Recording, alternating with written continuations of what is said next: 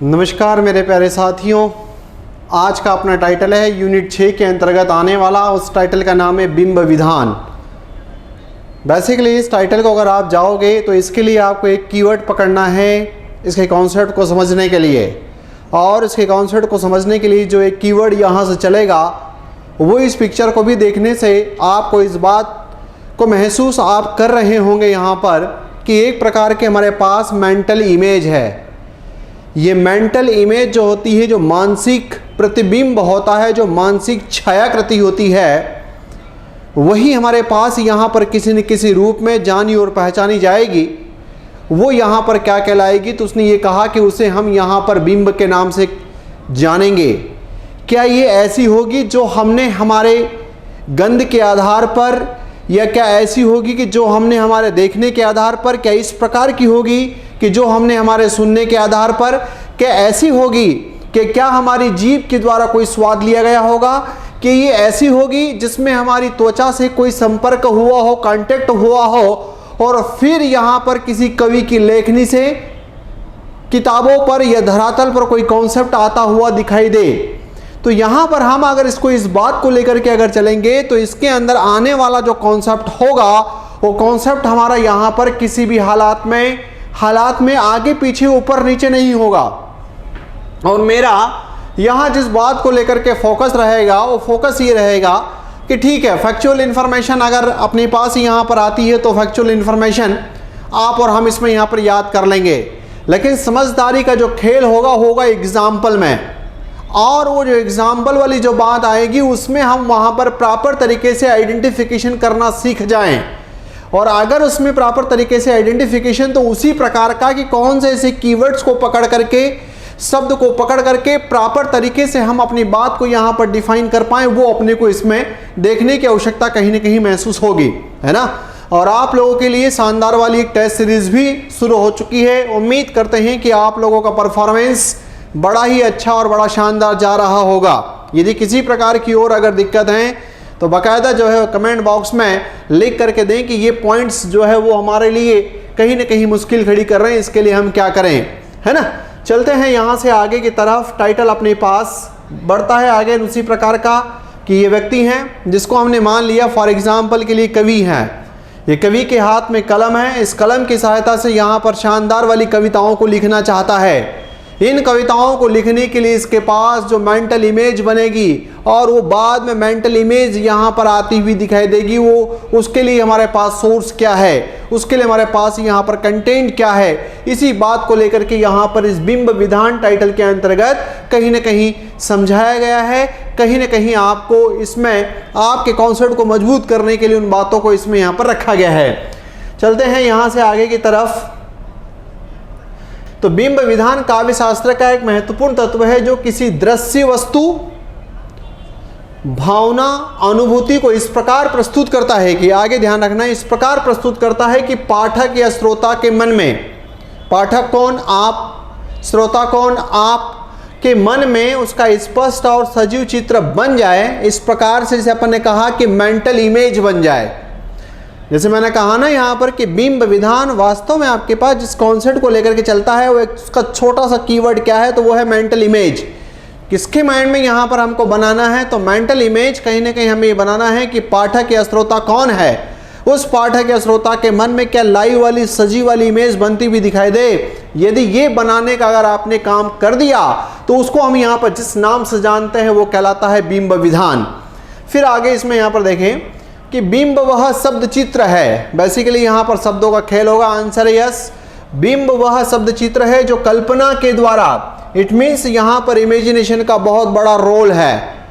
कल्पना के द्वारा इंद्रिय अनुभव, सामान्यतः जब अगर आपसे यहाँ पर इंद्रियों की अगर बात पूछी जाए कि इंद्रियाँ कितनी होती हैं तो आप सब जानते हैं कि उसका आंसर 5 है, लेकिन आप उस 5 के नाम क्या कहें वो आप मुझे कमेंट बॉक्स में यहाँ पर लिख करके दें। कमेंट बॉक्स में आप 5 इंद्रियों के नाम लिख करके दें कि वो क्या है। उसमें इंद्रिय अनुभव के आधार पर निर्मित होता है। मतलब उसने कहा कि बिंब वह शब्द चित्र है, बिंब वह शब्द चित्र है, वर्ड है जो कल्पना के द्वारा, मतलब 3 शब्द आ रहे हैं इसमें, एक आ रहा है शब्द चित्र, दूसरा आ रहा है कल्पना और तीसरा आ रहा है इंद्रिय अनुभव। के द्वारा निर्मित होता है। अब आगे यहाँ पर इसमें 3 बातें ध्यान देने योग्य हैं। इट मीन्स इसमें पहली है कि बिंब एक प्रकार का शब्द चित्र है, दूसरा कल्पना के द्वारा इसका, और तीसरा अंतिम उसके निर्माण के लिए इंद्रिय अनुभव के आधार का होना कहीं न कहीं आवश्यक है। हमारी त्वचा का, हमारे नाक का, हमारे कान का, हमारी आँखों का, हमारी जीभ का होना आवश्यक है, क्योंकि इसके बिना यदि अगर हम यहाँ पर मेंटल इमेज की बात करते हैं तो ये एकमात्र कोरी और कोरी कल्पना ही रहती हुई दिखाई देगी। इस बात की तरफ यहाँ पर इसमें फोकस कराया गया है ना। फिर आगे प्रसिद्ध बिंबवादी कवि एजेंडा पाउंड ने बिंब की परिभाषा इस प्रकार दी। इनका नाम याद रखना, थोड़ा सा यहाँ पर नाम चलन वाला है, प्रचलन वाला है, इसलिए आप याद रखें। एजरा पाउंड ने बिंब की परिभाषा इस प्रकार दी है कि बिंब वह है जो काल को तात्कालिकता में बौद्धिक और भावनात्मक समदृष्टि को उपस्थित करता है। इट मीन्स यहाँ पर जो हमारा बीता हुआ है वो चाहे हमने यहाँ पर किसी भी रूप में देखा हो, उसको आज तात्कालिक रूप में, बौद्धिक रूप में और भावनात्मक समदृष्टि के रूप में कहीं न कहीं उपस्थित करता है। अपने लिए क्या केवल यहाँ पर यह है कि अगर ये परिभाषा आ जाती है तो ऐसा पूछ लिया जाएगा कि परिभाषा निम्नलिखित में से बिंब के विधान पर किसने दी, तब वहाँ पर याद रखना पड़ेगा एजरा पाउंड की डेफिनेशन है। फिर आगे I.A. रिचर्ड्स ने बिंब का जो स्वरूप स्थिर किया वह है, मतलब इनकी परिभाषा अल्टीमेट है। जो रिचर्ड्स साहब की जो परिभाषा है वो अल्टीमेट है। उन्होंने कहा कि क्या इन्होंने डिसाइड किया, उन्होंने कहा कि बिंब एक दृश्य चित्र है, मेंटल इमेज है, जो संवेदना की अनुकृति, हमारे पास संवेदनाएं, सुख और दुख की अनुभूतियां चलती रहती है। एक विचार, एक मानसिक घटना, एक अलंकार अथवा 2 भिन्न अनुभूतियां, 2 अलग अलग प्रकार की जो अनुभूतियां हो, अनुभूतियों के तनाव से बनी हुई एक भाव स्थिति या कुछ भी हो सकता है। तो इसका मतलब है उन्होंने यहाँ पर कि शायद ही कोई सी ऐसी बात छोड़ी हो जो उन्होंने अपने वहाँ पर कॉन्सेप्ट में नहीं ली। अपने लिए केवल इनका कॉन्सेप्ट इस बात के लिए इंपॉर्टेंट हो जाएगा कि अगर इस प्रकार का सेंटेंस आता है तो ये किसका है, तो वहाँ पर याद रखना पड़ेगा कि ये I.A. रिचर्ड साहब का ये कोटेशन है। फिर यहाँ से आगे वैज्ञानिकों के अनुसार बिंब यथार्थ का मानसिक प्रतिबिंब। अब देखो मैंने बार बार यहाँ पर आपके पास जो आने वाला जो कीवर्ड है वो आपको पहले बार में ही बता दिया, मेंटल इमेज है ना। इस मानसिक प्रतिफलन, इस मानसिक प्रतिबिंब के 4 स्तर माने गए हैं। या तो आपकी मानसिक इमेज बनेगी, आपकी इंद्रियां बनाएंगी। क्या कई बार अगर आप खुद देखिए कि क्या अगर आपको कहीं से गंध आई हो तो आपके मेंटल में कुछ न कुछ इमेज बनने लगती। फॉर एग्जांपल के लिए बहुत छोटी सी बात करें कि यदि अगर आप हाल में अपने बैठे हैं, आपके हाल के जस्ट साइड में आपका किचन है, बाई चांस वहां पर अगर उसका गैस का नोब जो है वो खुला रह गया, अब आपको दिख तो नहीं रहा है पर आपकी नाक ने बता दिया कि बेटा कुछ न कुछ, जैसे ही स्मेल आई तो आपके मेंटल इमेज में कि अरे गैस का नोब जो है वो ओपन रह गया होगा। इट मीन्स यहाँ पर वो इसी बात को इंडिकेट करता हुआ दिखाता है। वो पॉइंट आपके पास है इंद्रिय बोध। या तो वो आपका नाक काम करेगा आपके इसमें, या आपकी आंखें करेगी, या कान करेगा, या जीभ करेगा, या त्वचा करेगा। कभी कभी हमें यहाँ पर इन सभी की सहायता से कहीं ना कहीं इसका जो है वो मेंटल इमेज हमारे माइंड में बनती हुई दिखाई देती है। फिर उन्होंने कहा कि प्रत्यक्षीकरण, सामूहिक मन, या तो उसने कहा कि इन सब का इकट्ठा वाला रूप। फिर यहाँ पर आया अभिमत या सामान्यीकरण। सामान्यीकरण का मतलब होता है किसी एक बात की तरफ, निष्कर्ष की तरफ हम पहुँच जाएं। फिर यहाँ पर आया धारणा।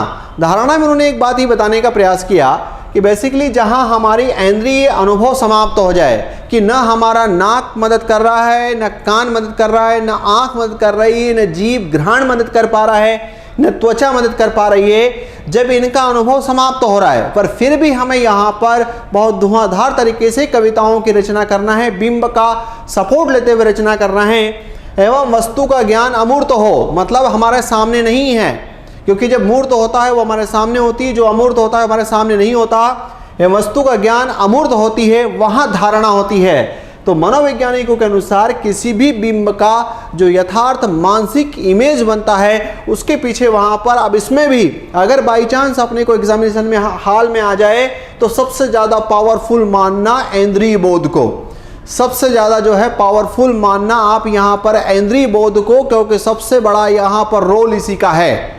ठीक है, चलते हैं यहाँ से फिर आगे की तरफ। जैसे अगर अपन देखें तो ये 5 मैंने आपसे ये कहा था कि इंद्रिय इस वाले के नाम वहाँ पर लिख दीजिए। ये आँख हो गया, ये त्वचा हो गई, ये आपका जीभ या घ्राण, एक नाम होता है घड़ी वाला घ्राण, ये कान हो गया आपके पास, और ये आपकी नोज़ी हो गई, नाक हो गया।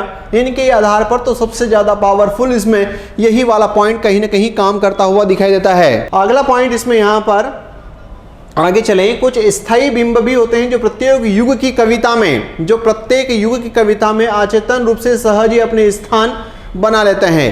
अब यहाँ पर ये नाम याद रखना, प्रसिद्ध मनोवैज्ञानिक कार्ल यूंग, या तो यहाँ पर कार्ल यूंग या जुंग भी आ सकता है। कार्ल यूंग ने ऐसे बिंबों को जो हमारे वहाँ पर कहीं न कहीं अचेतन मन में, जैसे ये कहा जाता है कि अचेतन मन, यदि आप सिगमंड फ्राइड के हिसाब से भी अगर उसको आप जानना और पहचानना चाहते हैं तो बेसिकली वो सब सारी चीज़ें होती है जो हमारी समय रहते पूरी नहीं हुई हो और ये यहाँ से डिलीट होकर के हमारी रिसाइकल पिन में चली गई और फिर वहाँ से बाहर निकलने का काम करती हो। प्रसिद्ध मनोवैज्ञानिक कार्ल यूंग ने ऐसे बिंबों को आदिम या ऐसे बिंबों को आद्य, ऐसे बिंबों को आदिम या आद्य बिंब कहा है, जिन्हें अंग्रेजी में यहाँ पर आर्कीटाइप कहा जाता है। वेरी वेरी मोस्ट इम्पोर्टेंट यहाँ पर प्रश्न कि जो इस प्रकार के जो बिंब होते हैं, जो स्थायी प्रकार के होते हैं, जो हमारे व्यक्ति के मस्तिष्क में अचेतन मन में वो जो पड़े हुए हैं, उन्हें हम यहाँ पर कार्ल यूंग के अनुसार किस प्रकार के नाम से जानते हैं, तो उन्हें आदिम या आद्य बिंब के नाम से जानते और पहचानते हैं। फिर यहाँ पर आगे कि इसमें यूंग के अनुसार मन का अचेतन स्तर ही सभी प्रकार के कलात्मक सृष्टियों का कहीं न कहीं मूल है, क्योंकि वो एक प्रकार से आपके पास, एक प्रकार से जो है वो आपके पास यहाँ पर जड़ वाला हिस्सा है ना। चलते हैं यहाँ से आगे की तरफ। अगला कवि टी.ई. ह्यूम, एक तो जो है आपके पास यहाँ पर ये नाम भी, क्योंकि देखो अब इसमें यहाँ पर समझने के लिए कुछ नहीं है। टी.ई. ह्यूम का नाम आपको याद करना है, मतलब करना है, को बिंबवाद के प्रवर्तक के रूप में जाना और पहचाना जाता है। बिंबवाद के प्रवर्तक के रूप में यदि नाम फैक्चुअल प्रश्न आ जाए तो अपना प्रश्न वहां पर गलत मत करना है। इसमें टी.ई. ह्यूम यहाँ पर नाम याद अच्छे से कर लेना। 1909 में पोएट्स क्लब एंथोलॉजी, मतलब यहाँ पर ये जो पोएट्स, जो कविता वाले लोग होंगे, इनका एक समूह बनता है, प्रकाशित इनकी 2 कविताओं में, 2 कविताएं इनकी उसमें प्रकाशित होती है।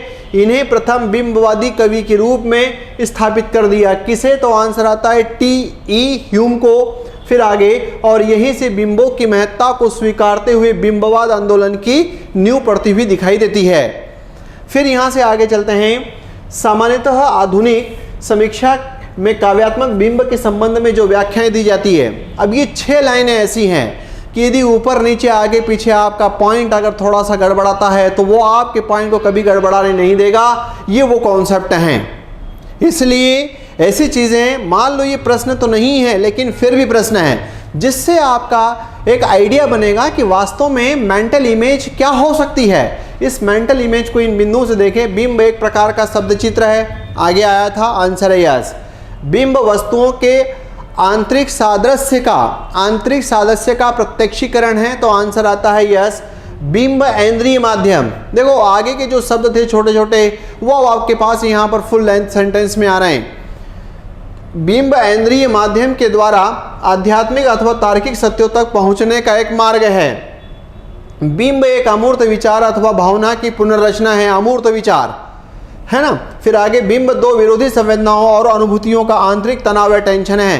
तो ये इस प्रकार की जो छोटी छोटी वहां पर आपके पास 5 बातें आई थी, वो कहीं ना कहीं आपके पास यहाँ पर सेंटेंस फॉर्म में आता हुआ दिखाई दिया।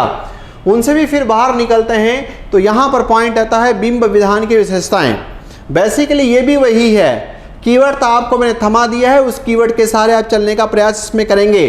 चित्रात्मकता, बिंब विधान में शब्दों के माध्यम से एक ऐसा दृश्य उभरता है जो हमारी आंखों के सामने मूर्त रूप से आता हुआ दिखाता है। कई बार कई सारे कवि की कविताओं को जब आप पढ़ते हो तो पढ़ते पढ़ते आपको वास्तव में ऐसा लगने लगता है कि हाँ यार, मेरे अंदर जो है वो मेंटल इमेज बन गई है ना, मूर्त रूप ले आता है। फिर अगला दूसरा पॉइंट, संवेदनात्मक प्रभाव। यह इंद्रियां दृष्टि से, देखने से, सुनने से, गंध, स्पर्श, स्वाद पर आधारित होता है, जिसमें पाठक अनुभव कहीं न कहीं कर सके।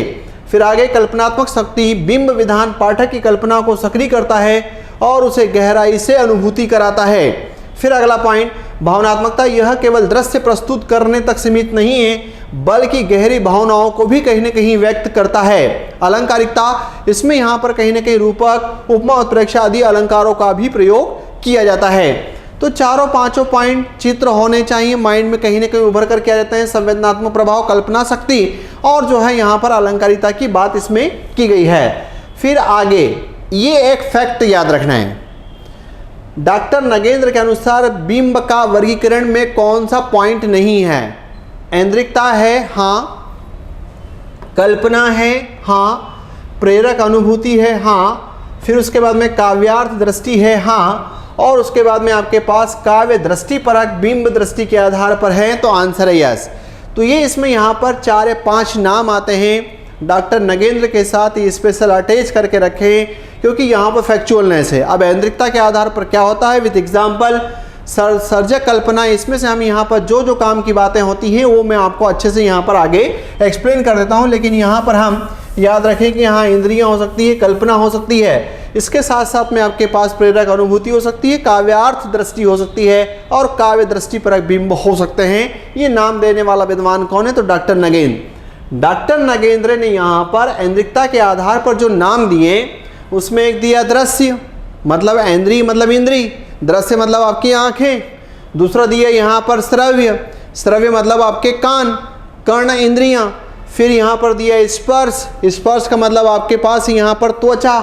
फिर इसमें यहाँ पर दिया गंध, गंध के लिए जो है वो आपके पास नाक। फिर अगला आपके पास आया स्वाद, स्वाद के लिए आपके पास है यहाँ पर जीभ। तो ऐन्द्रिकता के आधार पर ये बातें इसमें आती है। जहाँ अगर अपन देखते हैं तो एक जो नेट का एग्जाम होता है दिसंबर 24 में, ये दृश्य और श्रव्य दोनों वाले टाइटल वहाँ पर आते हुए दिखाई दिए। अब देखो नाम से ही स्पष्ट है, बहुत ज़्यादा इसमें प्रेशर नहीं लेना है। दृश्य मतलब जो दिखाई दे, जब कोई वस्तु व्यक्ति दृश्य हमारे सामने होता है तो उसका चित्र हमारे दिमाग में बनता है, जिसे दृश्य बिंब कहते हैं। हरे घास पर लाल फूल, अब जैसे ही मान लो किसी ने सेंटेंस कहा हरे घास पर लाल फूल, तो हरे घास पर अगर लाल फूल है तो क्या वो हमको दिखाई दे रहे हैं? तो आंसर है कि हाँ, हरे घास पर लाल फूल, बिल्कुल। मुझे तो मेंटल इमेज जब अगर अभी मैं कल्पना कर रहा हूँ तो मुझे तो दिखाई दे रहा है कि हाँ हरी हरी घास है, उस पर लाल फूल हैं। फिर अगला देखना श्रव्य, श्रव्य बिंब का संबंध कर्ण इंद्रियों से, संबंध हमारे सुनने की शक्ति से होता है। यह ध्वनियों, आवाज और संगीत से संबंधित होता है। चिड़चिड़ाहट या हंसने की आवाज़, यदि मान लो कोई अगर हंसता है, जैसे इस पर मैं अभी एग्जाम्पल की प्रैक्टिस भी कराऊंगा जहाँ से आपको और समझ में आ जाएगा कि अच्छा ऐसे जो है इसको अगर पकड़ते तो ये श्रव्य होता, अच्छा इसको ऐसे पकड़ते तो ये दृश्य होता। ये काम भी इसमें हम यहाँ पर करेंगे, है ना।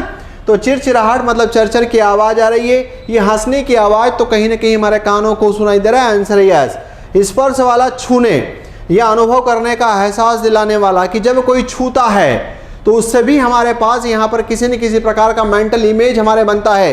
कई बार आप देखिए कि फॉर एग्जाम्पल के लिए, जनरल एग्जाम्पल समझाने के लिए, लेकिन यदि अगर आपने किसी की तरफ शेक हैंड करने के लिए हाथ बढ़ाया, यदि आपने उसकी तरफ हाथ बढ़ाया और उसने केवल जरा सा मामूली आपके पास ला करके रख दिया, तो समझ में आ जाएगा, मेंटल इमेज बनेगा कि हाँ ये कोई बहुत ज़्यादा गहरी दोस्ती करना नहीं चाहता। लेकिन जैसे ही आपने हाथ बढ़ाया, उधर से उसने ही तेज गति से बढ़ाया और बिल्कुल कस कर मिलाया, तो एक मेंटल इमेज बनता है कि हाँ दोस्ती का एक बॉन्ड रिलेशनशिप बन सकता है।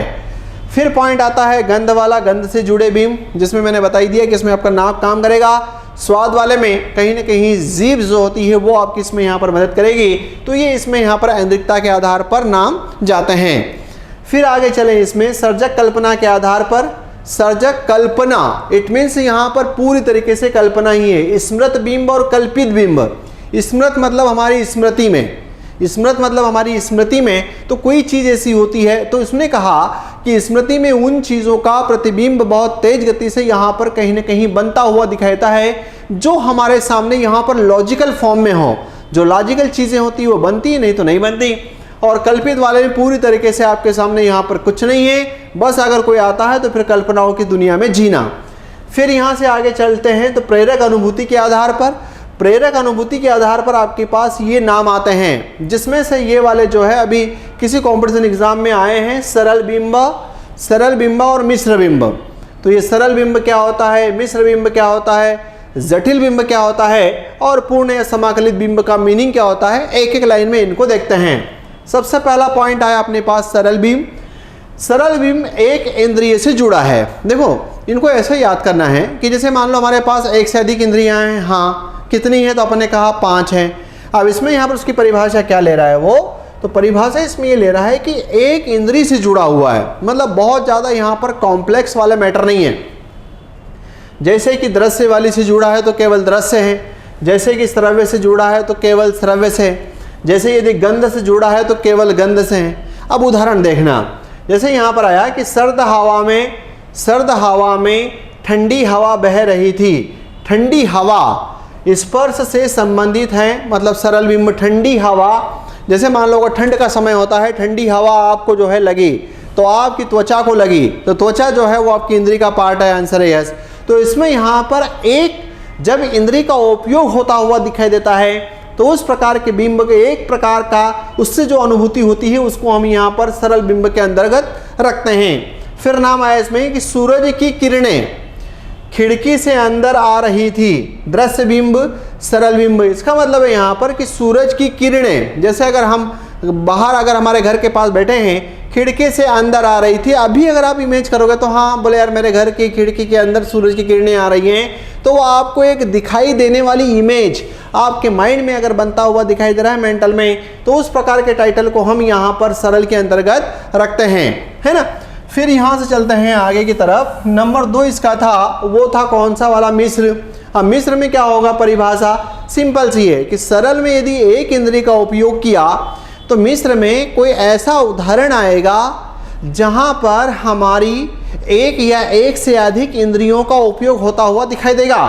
मिश्रित बिंब एक से अधिक इंद्रियों को शामिल करते हैं जिसमें वर्णन अधिक समृद्ध और जीवंत हो जाता है। जैसे देखो, लड़की के हंसी की आवाज सुनकर उसके चेहरे पर एक मुस्कान खिल गई, है ना।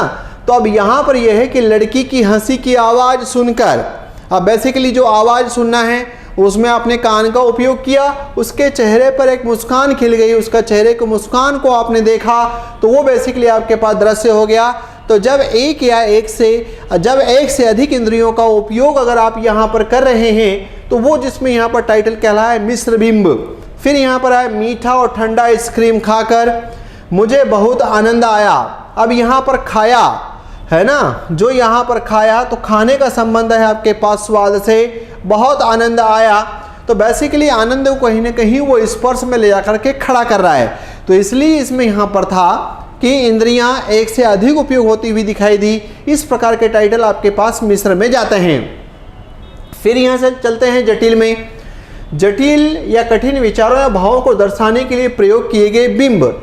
ये बिंब कवि या लेखक के जटिल भावों को सरल और स्पष्ट रूप से प्रस्तुत करने में मदद करता है। जटिल भावों को सरल और स्पष्ट रूप से प्रस्तुत करने में मदद करते हैं। जैसे कि चट्टान और कठिन जगह के बीच फंसे होना, जैसी जटिल स्थिति को दर्शाना। तो बेसिकली यहाँ पर थोड़ा सा सरल और मिश्र की तुलना में यहाँ पर कठिन है, हो सकता है तो एग्जाम्पल भी कुछ एग्जाम्पल ऐसे हो सकते हैं जहाँ पर आपको याद करने की आवश्यकता पड़ेगी। लेकिन यहाँ है जैसे कि चट्टान और कठिन जगह के बीच फंसे होना, ये एक प्रकार का जटिल स्थिति को है, लेकिन कहीं ना कहीं समझ में तो आता है। तो उसने कहा कि जटिल चीज़ों को भी सरल और स्पष्ट रूप से प्रस्तुत करने में मदद कहीं ना कहीं करते हैं, वो कहलाते हैं जटिल बिंब।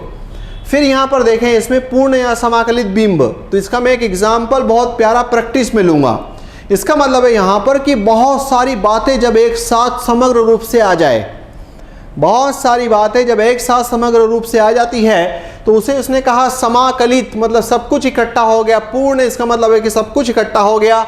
उस प्रकार का जो बिंब होता है पूर्ण या समाकलित बिंब कहलाता है।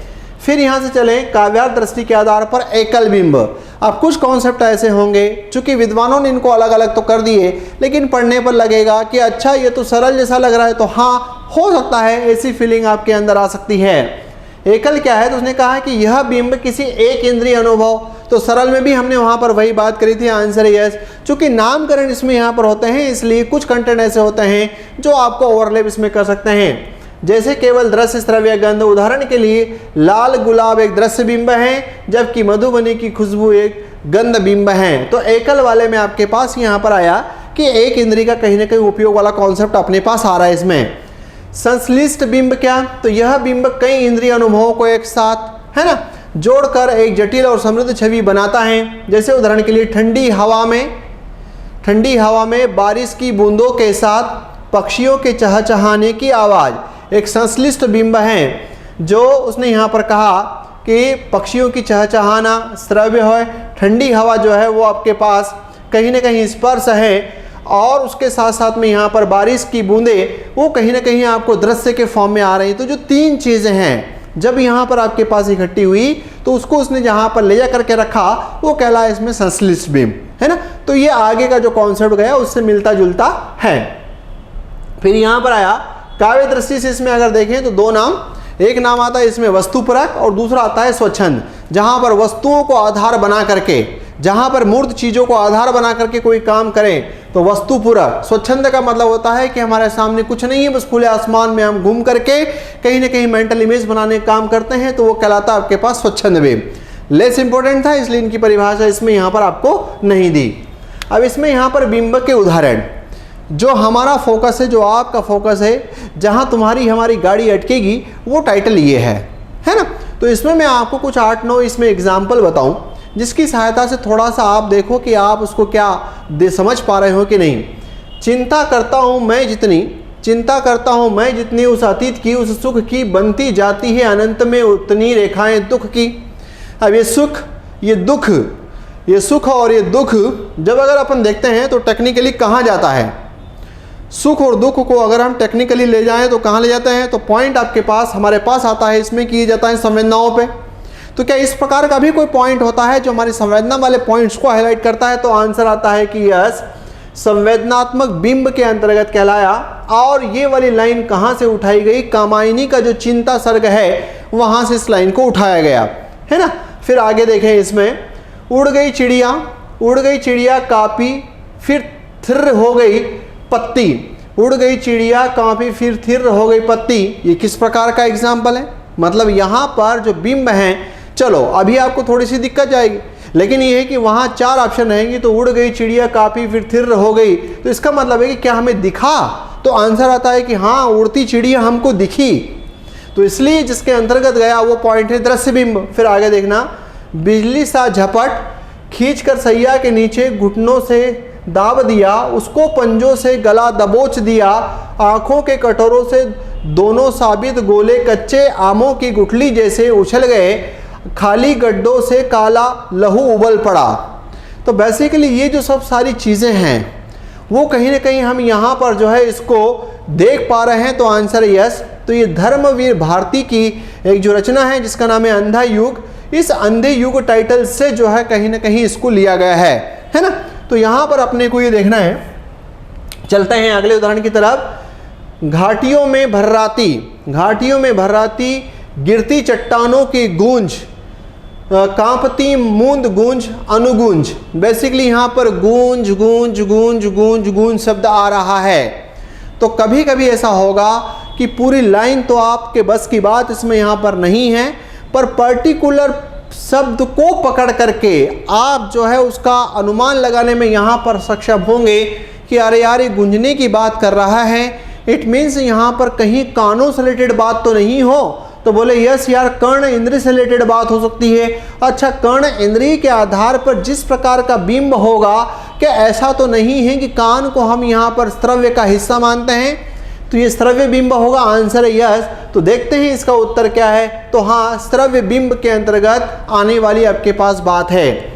चलते हैं नेक्स्ट एग्जाम्पल की तरफ। तुम्हारी देह मुझको कनप चंपे की कली है, दूर से ही स्मरण में गंध देती है ना। पूरा उदाहरण पढ़ना पड़ेगा। नाम ही आ गया गंध, गंध का कनेक्शन किससे होता है, तो आपके पास यहाँ पर इससे होता है। तो क्या इसके बिहाव पर हम जजमेंट लगाने के कैपेबल होंगे, तो आंसर आएगा कि यस। अब यहाँ ध्यान रखना, जैसे इसको अपन ने ये कहा कि गंध का हिस्सा इससे है ना, स्वाद जीभ लेती है, तो ये जो है कहीं ना कहीं आपके पास गंध को आप यहाँ पर ग्रहण के रूप में भी डिफाइन करते हैं। फिर आगे पेड़ बुलाते हैं तुझको टहनियाँ हिला के, बड़े प्रेम से टेर रहे हैं हाथ उठा के, नींबू नारंगी है अपनी महक उठाए। न महक इट मीन्स यहाँ पर वापस जो है महक किससे आपको आएगी, तो कान से तो आने वाली नहीं है, महक आँख से आपको महसूस नहीं होगा, उसमें भी जिसकी ज़रूरत होगी वो हो आपका नाक। तो उसने कहा नींबू नारंगी है अपनी महक उठाए, सेब अनार है कलियों की दूरबीन लगाएं। इट मीन्स यहाँ पर भी ये जिस बात की तरफ आपको ले जाएगा वो इसमें यहाँ पर क्या होगा, तो यही नाक वाला कॉन्सेप्ट कहीं ना कहीं इसके अंदर भी ग्रहण बिंब की बात आती हुई दिखाई दे रही है। देखते हैं अगला उदाहरण, बालक लिपटा है। अब देखना, जैसे मान लो ये है, एक कभी कभी इसको तो यहाँ से साइड में रहने दो, लेकिन मान लो अगर आपके घर में अगर छोटा बच्चा सोया है, कभी भी आप देखना छोटा बच्चा सोया है 1-2 साल का 3 साल का, वो हाथ जो है एक घुमाता रहता है अक्सर, और उस हाथ को जो है वो अपनी माँ के ऊपर हाथ घुमाता है। तो यदि मान लो कि सुबह का समय हो गया, उसकी माँ को किचन में जाना है, माँ चली गई और पिताजी अगर उस बच्चे के पास सोए हैं, तो वो जैसे ही हाथ ऐसे लगाता है तो हाथ लगाने से उसको फीलिंग हो जाती है कि ये मेरी माँ है, ये मेरे पिता हैं। पिता तो ठीक है, उसको पता चलेगा नहीं चलेगा वो सेकेंडरी बात हो गई यहाँ पर, लेकिन उसको लगेगा कि मेरी माँ तो ये नहीं है, जैसे ये फीलिंग्स है। इट मीन्स यहाँ पर क्या वो रोना चालू कर देता है, तो आंसर है ये जीता जागता सोसाइटी का धुआंधार वाला पॉइंट आपके पास। तो उसने कहा बालक लिपटा है मेरे गले से चुपचाप छाती से, है ना, कंधे से चिपका है नन्हा सा आकाश। अब यहाँ पर वही बात आ रही है। अब इसमें क्या है कि ये जो चिपकने वाला जो काम चल रहा है, इसमें यहाँ पर त्वचा का खेल है ना। स्पर्श है, ये आ गया, स्पर्श है सुकुमार प्यार भरा कोमल, किंतु है भार का गंभीर अनुभव। तो इससे आपको यहाँ पर जजमेंट लग जाएगा कि जिसकी बात कर रहा है वो स्पर्श की बात कर रहा है, स्पर्श बिंब की बात कर रहा है, जहां पर छूने से रिलेटेड बातें आती हुई दिखाई दे रहा है। तो ये एग्जाम्पल किस में गया, स्पर्श बिंब में। फिर चलते हैं अगले एग्जाम्पल की तरफ, बड़ा शानदार वाला है, थोड़ा सा नया टाइप का है। हो सके मैंने अभी यहाँ पर थ्योरी में भी इसके आगे चर्चा नहीं की, पर ये उदाहरण आपने कई बार देखा है। बांधा था विधु को किसने, बांधा था विधु को किसने, इन काली जंजीरों से मणि वाले फणियों का मुख क्यों भरा हुआ है हीरो से। अब जो हीरे जवाहरात की जब बात अगर आती हुई दिखाई देती है किसी के ऊपर, तो बेसिकली हीरे जवाहरात से आपकी क्या होती है, तो आपने कहा कि हमारी जो सौंदर्य होता है, साज सज्जा वो बढ़ जाती है। तो क्या इसी प्रकार के बिंब की बात करता हुआ दिखाई देगा इस एग्जाम्पल में? तो आंसर आए कि हाँ, एक यहाँ पर, क्योंकि देखो ये जो अपन ने यहाँ पर देखे, इनके अलावा भी बहुत सारे नाम होते हैं, लेकिन हमने यहाँ पर उन चीज़ों को देखने का प्रयास किया जो हमारे मुख्य इसमें आते हैं, है ना। तो इसका उत्तर क्या गया, सज्जात्मक। तो सज्जात्मक का पता अपने को कहाँ से चला, हीरो वाले पॉइंट से अपने को कहीं ना कहीं इसमें चला। देखते हैं एक आध उदाहरण और, बिंब का उदाहरण अगला, याद आया। अब याद आया कहाँ होगा, तो उसने कहा कि यार मेरी स्मृति में होगा तो मुझे याद आएगा, मेरे स्मृति में अगर नहीं है तो मुझे याद कहाँ से आएगा। याद आया उपवन विधेय का, उपवन बाग बगीचा, है ना, विधेय का, प्रथम स्नेह का, प्रथम मिलन का, प्रथम स्नेह का, लतांतर मिलन, नयनों का नयनों से प्रिय गोपन संभाषण, याद आया। इट मीन्स यहाँ पर जिस प्रकार के बिंब की तरफ आपको संकेत करा रहा है वो है इसमें स्मृति वाला पॉइंट। जो राम की जो शक्ति पूजा है, जो एक रचना है जिसका नाम है राम की शक्ति पूजा, उस राम की शक्ति पूजा में यहाँ पर स्मृति बिंब के रूप में इस सेंटेंस को दर्शाया गया है। ठीक है, तो उम्मीद करते हैं और थोड़े बहुत एग्जाम्पल जो है आपको इसमें यहाँ पर नोट्स में मिल जाएंगे, जिसकी सहायता से कहीं ना कहीं आपको इसमें पकड़ मजबूत होती हुई दिखाई देगी। नहीं तो केवल और केवल एक पॉइंट यहाँ पर बिंब में जो याद रखेंगे वो हमारे पास क्या है, मानसिक बिंब या प्रतिबिंब, जिसको हम मेंटल इमेज के रूप में जान और पहचान रहे हैं, वो बहुत हद तक आपकी मदद इसमें यहाँ पर करेगा। चलते हैं यहाँ से क्वेश्चन सेशंस की तरफ। पहला क्वेश्चन जो है आपके पास इसमें आया है कि बिंब विधान का मुख्य उद्देश्य क्या है। ए, पाठकों को बोर करना, बी, किसी दृश्य, वस्तु, भावना या अनुभूति का सजीव चित्रण कराना, केवल ऐतिहासिक घटनाओं को व्यक्त करना, या मात्र व्याकरणिक संरचनाओं को सुधारना। क्या होगा, बिल्कुल इसमें यहाँ पर ये इसका आंसर नहीं है, ये भी इसका उत्तर नहीं है, पाठकों को बोर करना भी इसका उत्तर नहीं है। क्या जाएगा, किसी दृश्य, वस्तु, भावना या अनुभूति का सजीव चित्रण करना, इसमें यहाँ पर आएगा बिल्कुल सही जवाब, है ना। चलते हैं अगले प्रश्न की तरफ, क्वेश्चन नंबर 2। क्वेश्चन नंबर 2, बिंब का निर्माण किन आधारों पर किया जाता है? केवल व्याकरणिक नियमों के आधार पर, केवल ऐतिहासिक तथ्यों के आधार पर, कल्पना और इंद्रिय अनुभवों के आधार पर, या केवल तर्क और गणित सूत्रों के आधार पर? इसकी चर्चा ज़्यादा नहीं है, इसकी चर्चा ज़्यादा नहीं है, इसकी चर्चा ज़्यादा नहीं है, लेकिन इंद्रियों की चर्चा बार बार इसमें यहाँ पर होती हुई दिखाई दी। बिल्कुल इसमें उत्तर जो है वो अपने पास यहाँ पर क्या जाएगा? तो इसका उत्तर अपने पास जाएगा वो है यहाँ सी, है ना, कल्पना और इंद्रिय अनुभव के आधार पर। बिल्कुल कंप्यूटर वाला और ये टॉपिक भी, जैसे इसके बाद अपन यहाँ पर काव्य दोष वाला, जस्ट उसके बाद फिर कंप्यूटर वाला पॉइंट ले लूँगा, कंप्यूटर और हिंदी वाला। चलते हैं क्वेश्चन नंबर, इसका हो गया 2 का। क्वेश्चन नंबर 3, निम्नलिखित में से कौन सा बिंब विधान का प्रमुख लक्षण नहीं है? बिंब विधान के अंदर क्या आपके माइंड में शब्द चित्र बनते हैं, कल्पनाओं का उपयोग करते हो, इंद्रिय अनुभव का समावेश करते हो, केवल तर्क शक्ति पर निर्भर रहते हो? तो उसने कहा नहीं है ना। तो ये अपने पास है, ये अपने पास है, ये अपने पास है, लेकिन केवल तर्क शक्ति पर निर्भर रहने वाली चीज़ इसमें यहाँ पर ऐसी कोई होती नहीं, क्योंकि बहुत सारे मल्टी फैक्टर हैं जिसकी सहायता से आपके मेंटल इमेज बनती है। इसलिए जो है इसमें यहाँ पर ये वाला पॉइंट है। उम्मीद करता हूँ कि कॉन्सेप्ट पर बिहाफ पर तो आपका प्रश्न गलत नहीं होगा। यदि कोई फैक्चुअल इन्फॉर्मेशन पूछ लेते हैं कि परिभाषा किसने दी नहीं दी, और वहाँ अगर आप थोड़ा से आगे पीछे रह जाते हो तो वो आपकी गलती है उसमें, है ना। चलते हैं, उत्तर जो है इसमें यहाँ पर क्या आया? तो नहीं है का उत्तर केवल तर्क शक्ति पर निर्भर रहना। क्वेश्चन नंबर 4, एजरा पाउंड के अनुसार बिंब क्या है? एक गणितीय समीकरण, बी काल को तात्कालिकता में बौद्धिक और भावनात्मक सृष्टि से प्रस्तुत करने का वाला तत्व है, केवल रंगों और चित्रों का संयोग है, एक ऐतिहासिक घटना का विवरण है। बिल्कुल इनकी परिभाषा में शब्द यूज हुए, तात्कालिकता में बौद्धिक और भावनात्मक सृष्टि को प्रस्तुत करने वाले एक तत्व को बिंब कहते हैं, एजरा पाउंड, है ना। ये नाम और एक जो ह्यून का आता है, ये 2 नाम अपने को याद रखना है। अगला पॉइंट, क्वेश्चन नंबर 5, आईएरजेट्स के अनुसार बिंब इनमें से कौन सा हो सकता है? ए केवल दृश्य चित्र, बी केवल अलंकार, सी केवल एक मानसिक घटना, डी उपरोक्त सभी। तो यहाँ पर दृश्य भी हो सकता है, अलंकार भी हो सकता है, उपमा रूपक उत्प्रेक्षा, मानसिक घटना भी, मेंटल इमेज भी हो सकती है। तो फिर क्या इसका उत्तर लगा दें उपरोक्त सभी? हाँ लगा दीजिए, बिल्कुल सही जाएगा। इसका उत्तर क्या है? तो यहाँ पर अपने पास गया वो है डी।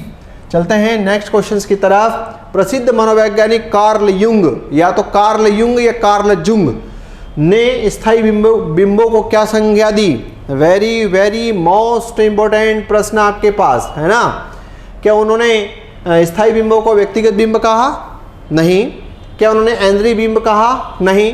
क्या उन्हें अमूर्त बिंब कहा? नहीं। उन्होंने कहा आदिम बिंब हैं, आद्य बिंब हैं, जिन्हें अंग्रेजी में यहाँ पर आर्कीटाइप के नाम से जाना और पहचाना। तो इसका उत्तर इसमें यहाँ पर क्या जाएगा? तो इसका उत्तर है वो है सी, बिल्कुल सही जवाब। चलते हैं क्वेश्चन नंबर 7, कार्ल युंग के अनुसार सभी प्रकार की कलात्मक सृष्टियों का मूल स्रोत क्या है? ए तर्क और गणित से आती है, मन के अचेतन स्तर से आती है, केवल इंद्रिय अनुभव से आती है, या प्रत्यक्ष अनुभव ही कला का आधार होता है? तो कार्ल युंग ने अचेतन शब्द उठाया है ना। तो अपने को इसमें यहाँ पर याद रखना है कि मन का अचेतन स्तर से कहीं ना कहीं ये बात करते हुए दिखाई देते हैं। तो 7 का जाएगा B. Next point, question number 8, निम्नलिखित में से कौन सा बिंब का एक महत्वपूर्ण पक्ष नहीं है? ऐसे प्रश्न पे थोड़ा सा यहाँ आकर के फोकस करें।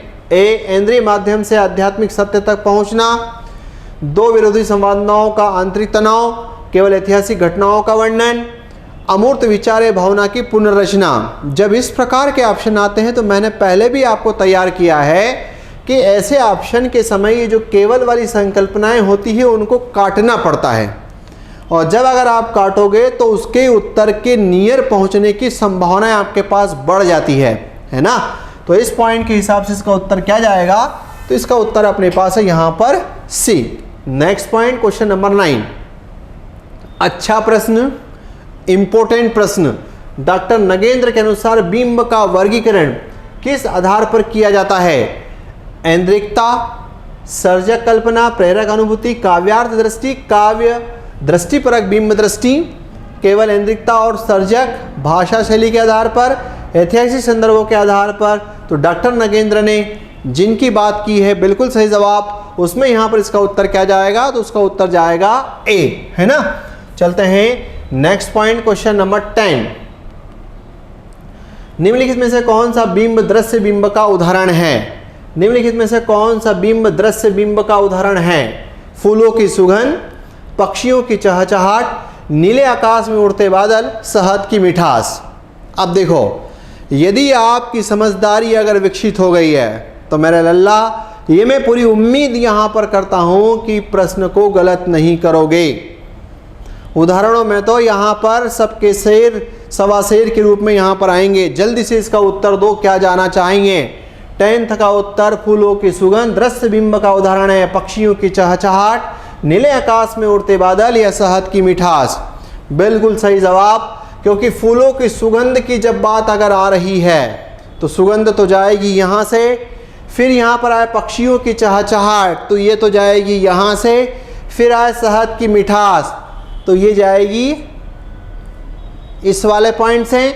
नीले आकाश में उड़ते बादल तो इसको आप कहीं ना कहीं देखोगे तो आंसर यहाँ पर क्या गया इसमें? सी। बिल्कुल आपका अब जो है यहाँ इस प्रकार की कविता की पंक्तियों में, क्योंकि ये सब कहीं ना कहीं कवि लोगों के द्वारा अपने बनाए गए सेंटेंसों में बनाई गई बातें हैं, है ना। चलते हैं अगले एग्जाम्पल की तरफ। Question number 11। धीरे धीरे बहती बांसुरी की धुन, है ना, बांसुरी की धुन किस प्रकार का बिंब है?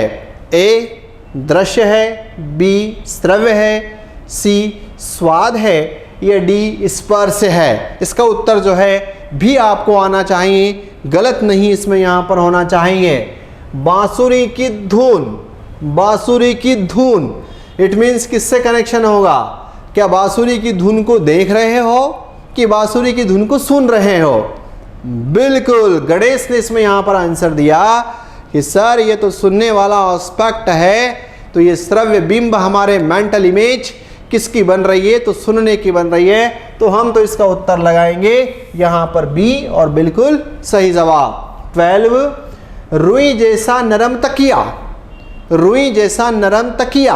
अब उस नरम तकिए को आप गंध रहे हो, क्या आप उसको देख रहे हो? नरमाहट को देख रहे हो? क्या नरमाहट का स्वाद ले रहे हो? ये जो नरम चीज़ है तो उसको, ये जो आपकी त्वचा है, उस नरम तकियों को, उस नरम गद्दे को फीलिंग वहाँ पर ले रही, उसकी त्वचा को उसका अच्छा लग रहा है। अगर बिल्कुल वेरी गुड, बबलू आदि लोगों ने, महेश ने इसका आंसर दिया कि सर नरम तकिया की बात कहीं ना कहीं हमारी त्वचा उससे टच हो रही है, और इसका मतलब होगा कि छूना, स्पर्श वाला पॉइंट आएगा, इसलिए इसका उत्तर ए जाएगा। बिल्कुल सही जवाब। चलते हैं नेक्स्ट पॉइंट की तरफ। रसोई से आती हुई, किसी कवि ने क्या शानदार पंक्तियां लिखी हैं। रसोई से आती हुई गरम मसालों की खुशबू, रसोई से आती हुई गरम मसालों की खुशबू किस बिंब का उदाहरण है? क्या दृश्य बिंब जाएगा, श्रव्य बिंब जाएगा, गंध जाएगा, या फिर इसमें यहाँ पर स्वाद जाएगा? तो अब गरम मसालों की खुशबू आ रही है अभी आपके पास, है ना। तो क्या देख रहे हो आप उसको, क्या उसको सुन रहे हो, या उसको गंध रहे हो, या उसका स्वाद ले रहे हो? तो अब इस माने स्वाद में तो जीभ पर तो गया नहीं वो, तो फिर ऐसी स्थिति में यहाँ पर इसका उत्तर क्या जाएगा? बिल्कुल सही जवाब। इसका आंसर आपके पास है गंध बिंब के अंतर्गत पॉइंट जाएगा। उम्मीद करता हूं कि एग्जाम्पल वाले कॉन्सेप्ट पर, समझदारी वाले कॉन्सेप्ट पर, यह बिंब का जो कॉन्सेप्ट है मेंटल इमेज, वो तो कहीं ना कहीं माइंड में अब सेट हो गया है ना। चलते हैं एक दो और क्वेश्चन। आम का मीठा स्वाद जीभ पर घुल गया, है ना। किसी कवि की पंक्तियां हैं, किस प्रकार का बिंब को दर्शाएगा? ए दृश्य को, बी स्वाद को, सी स्पर्श को, डी श्रव्य को। स्वाद, स्वाद इससे मतलब नहीं है, इससे मतलब नहीं है, इससे मतलब नहीं है। स्वाद में तो स्वाद मतलब जीभ का ही जो है उससे कहीं ना कहीं कनेक्शन होता हुआ दिखाई दे रहा है। तो आंसर क्या जाएगा? बिल्कुल सही जवाब इसका उत्तर है वो है इसमें बी। नेक्स्ट पॉइंट चले, बिल्कुल सही जवाब। अगला क्वेश्चन नंबर 15, हवा में गुलाबों की भीनी भीनी खुशबू तैर रही थी, है ना। निम्नलिखित में से किस प्रकार का बिंब है? ए, अब यहां से अपन बाहर निकल गए, वो सरल मिश्र वाला कुछ मैंने एग्जांपल लिए। इसमें हवा में गुलाबों की भीनी भीनी खुशबू तैर रही थी, क्या ये सरल है? क्या इसमें हमारी एक ही ज्ञानेंद्रिय का उपयोग हो रहा है? क्या ये मिश्र है? क्या इसमें हमारी एक से अधिक ज्ञानेंद्रियों का उपयोग हो रहा है? कि ये जटिल बिंब है? क्या इसमें हमारे किसी जटिल कॉन्सेप्ट को सरल रूप से हमको अनुभूति कराने का प्रयास कर रहे हैं? पूर्ण समाकलित, क्या इसमें यहाँ पर समग्र रूप से सारे बिंब इसमें यहाँ पर आते हुए दिखाई दे रहे हैं? बिल्कुल सही जवाब। इससे जो है आप एक टाइटल का अनुभव ले रहे हो, इसलिए इसमें यहाँ पर भीनी भीनी खुशबू, इट मीन्स यहाँ जिससे आपके पास है कि एक इंद्रिय का उपयोग कर रहे हो, इसलिए जिसके अंदर यहाँ पर उससे ही आपकी अनुभूति हो गई। इट मीन्स यहाँ पर किसका एग्जाम्पल है? तो सरल बिंब का उदाहरण जा रहा है ना। बहुत शानदार एग्जाम्पल, आपने भी बिल्कुल इसमें यहाँ पर सही उत्तर लगाया। चलते हैं क्वेश्चन नंबर 16, ठंडी हवा के झोंकों ने मुझे कांपने पर मजबूर कर दिया। ठंडी हवा के झोंकों ने मुझे कांपने पर मजबूर कर दिया, और दूर कहीं मंदिर की घंटी बज रही थी, यह किस प्रकार का बिंब है? क्या इसमें आपकी एक ज्ञानेंद्रिय का उपयोग हो रहा है? सरल। क्या इसमें यहाँ पर एक से अधिक ज्ञानेंद्रियों का उपयोग हो रहा है? मिश्र। क्या इसमें यहाँ पर किसी जटिल बात को सरल रूप से बताने का प्रयास किया गया है? जटिल बिंब। क्या इसमें यहाँ पर बहुत सारी उसमें वहाँ पर समग्र रूप से बातें आती हुई दिखाई दे रही है? तो ठंडी हवा के झोंकों ने मुझे कांपने पर मजबूर कर दिया, स्पर्श वाला पॉइंट। फिर और दूर कहीं मंदिर की घंटी बज रही थी, कान वाला पॉइंट। इट मीन्स यहाँ पर एक से अधिक ज्ञान इंद्रियां आ गई, और एक से अधिक ज्ञान इंद्रियां आने की वजह से टाइटल आपके पास वेरी गुड, शानदार जवाब। इसका उत्तर क्या जाएगा? मिश्र बिंब, है ना। उम्मीद करता हूं कि ये उदाहरणों में आपको शानदार वाला कॉन्सेप्ट जो है और क्लियरिटी करने में मदद यहाँ पर हो रही होगी, है ना। अच्छा लगे इसमें यहाँ पर तो कमेंट बॉक्स में कमेंट जरूर लगें कि प्रश्न जो है वो आपके लिए कविता की पंक्तियों से कैसे कैसे ढूंढ करके इसमें यहाँ पर प्रीवियस ईयर विगत वर्षों के प्रश्नों का समावेश करके आपके लिए इसमें यहाँ पर लाए हैं चीज़ें। चलते हैं 17, खेतों में लहलहाती फसलें, बहती नदियाँ और पक्षियों का कलरव सब मिलकर एक अद्भुत दृश्य, सब मिलकर एक अद्भुत दृश्य प्रस्तुत कर रहे थे। यह किस प्रकार का बिंब है?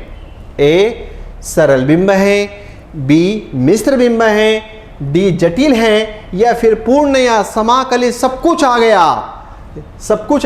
तो जब सब कुछ अगर आ जाता है तो वेरी गुड, बिल्कुल सही जवाब। जब सब कुछ आ जाता है, सब सारी बातें इसमें आ जाती है, तो उसे अपन पूर्ण या समाकलित बिंब के नाम से जानते हैं। चलते हैं नेक्स्ट क्वेश्चन, उड़ गई चिड़िया, कांपी फिर थिर हो गई पत्ती, यह किस प्रकार का बिंब है? आगे भी मैंने वहां पर बताया था कि उड़ गई चिड़िया, उड़ती हुई चिड़िया जो है वो आपको इसमें यहाँ पर दिख रही है ना। तो इसलिए इसका उत्तर क्या जाएगा? बिल्कुल सही जवाब, दृश्य बिंब इसका आंसर जाएगा। फिर अगला, घाटियों में थर्राती भर्राती, गिरती चट्टानों की गूंज, कांपती मंद गूंज, अनुगुंज, किस प्रकार का गुंज? ये मैंने आगे भी थ्योरी में बताया था। इसलिए गुंज का कनेक्शन जिससे है वो पॉइंट आपके पास, बिल्कुल। तो इसका उदाहरण क्या जाएगा इसमें? श्रव्य बिंब, है ना। तो सही जवाब इसका उत्तर अपने पास है यहाँ पर बी, इसका आंसर जाएगा। तो उम्मीद करते हैं कि ये जो पार्ट है आपके पास और इस पार्ट से संबंधित यहाँ पर जो क्वालिटी वाले प्रश्न जो आपके कॉन्सेप्ट को बनाने में कहीं ना कहीं महत्वपूर्ण भूमिका निभाएंगे, और आपके लिए इससे बेहतर चीज़ और कोई हो नहीं सकती है। इसी के साथ इस पाठ को यहीं विराम देता हूँ। जय हिंद, जय भारत।